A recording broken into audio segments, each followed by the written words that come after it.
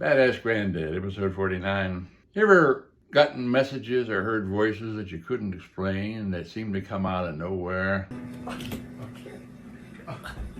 I know I had. My name is John Graham, and I'm the badass granddad you didn't know you had. I'm here to tell you more stories from my adventures. I grew up in Tacoma, Washington, nearly on the slopes of Mount Rainier, and a mountain that the Native Americans called Tahoma, the mountain that was God. Now, I'd hiked and climbed over that mountain since I was a Cub Scout and knew it very well. And I began to understand what the Native Americans were talking about, because sometimes I'd be up there, and I swear I was able to talk to the animals in the trees and hear voices in the wind.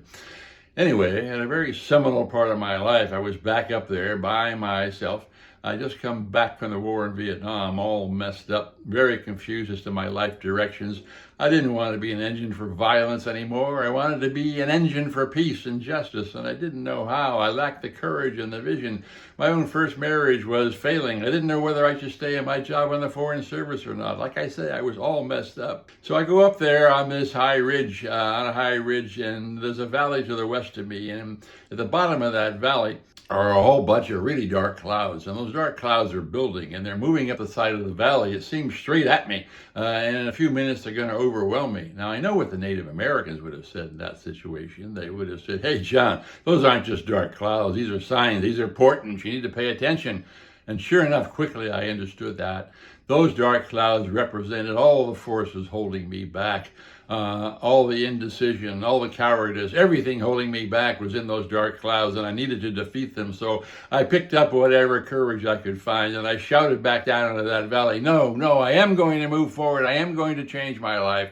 And as I did that, those clouds receded back down into the valley.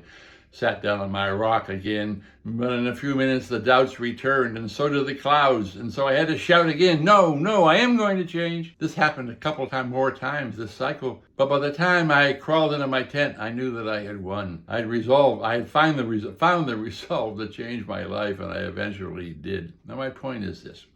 I think we all get signs and portents that we can't explain. For example, the phone buzzes, and you know, without even picking it up, that's your friend Tom from Ohio. And sure enough, it is your friend Tom from Ohio. Well, that's trivial. And a lot of stuff that we hear is trivial. Or it's just the wind in the trees, or maybe it's that second martini you just had. But pay attention to it, because you're not crazy. It may be something real, and you may need to pay attention to it.